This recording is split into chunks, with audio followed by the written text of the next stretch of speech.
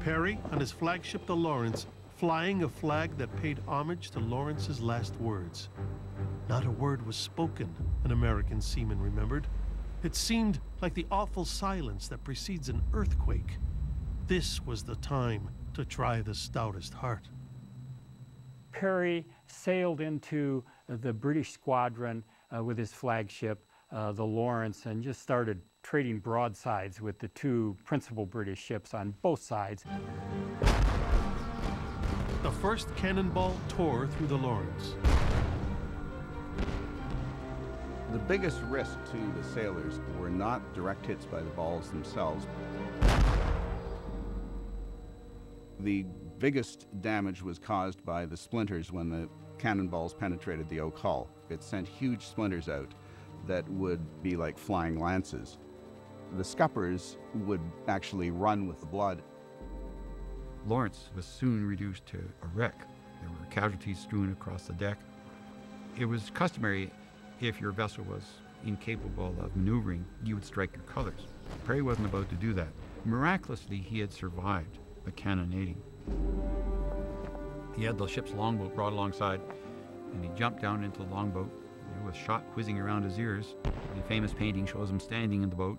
He probably didn't stand in the boat. But he certainly was under fire. The British realized what he was doing, and they tried to target him. There were cannonballs and round shot and grape shot and canister raining down, but he made it safely to the second ship, the Niagara. He hoisted his colors in the Niagara and pressed on with the attack. After 3 hours, the British gave up their ships. All of them. An entire squadron of the world's most powerful navy had been captured. At the end of the battle, Perry sits down and he writes a very simple note. We have met the enemy, and they are ours. 2 ships, 2 brigs, 1 schooner, and 1 sloop. Barclay had been wounded in his other arm. And when the officers of both sides who had died were being buried ashore, it was Perry who held Barclay to his side. 2 young men. And really one of the most poignant scenes, I think, from a war that many say should never have happened, watch the burial take place. There was gallantry on both sides. There was honor on both sides. The U.S. controlled Lake Erie, and the British supply line was severed. Immediately, General Proctor withdrew from his position on the Detroit River, pulling his troops far back into Canada. The British retreated eastward along the Thames River, Tecumseh urging Proctor to stand and fight. Tecumseh, we are very much astonished to see our father preparing to run away. The Americans have not yet defeated us by land. We wish to remain here and fight our enemy.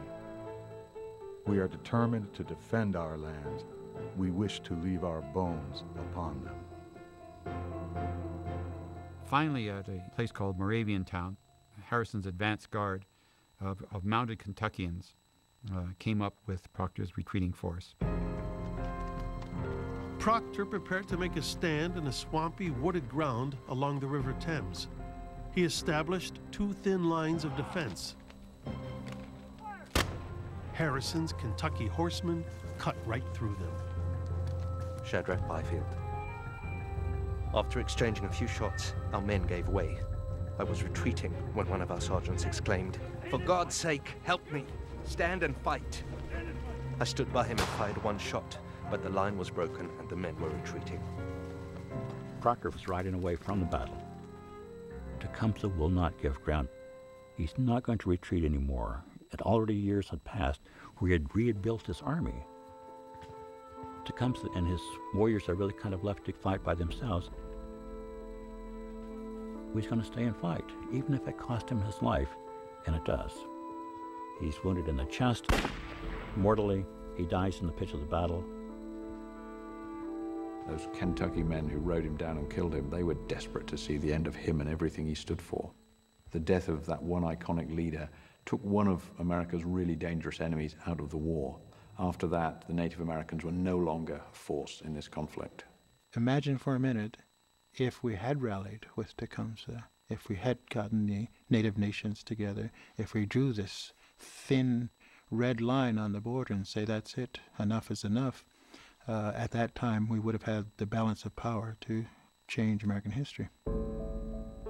Tecumseh's death marked the end of an era. Never again would Indian nations help decide who had power in North America.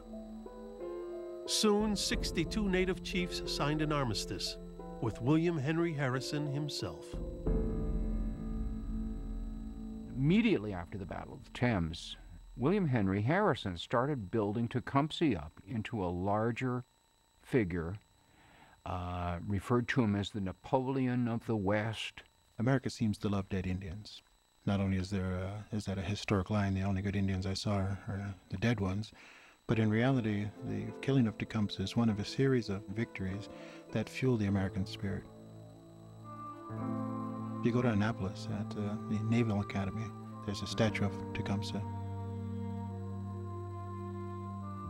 Apparently they paint him up every time they go to have final exams or heading off to war, that somehow he's this symbol, this living symbol for the military, even though he was defeated.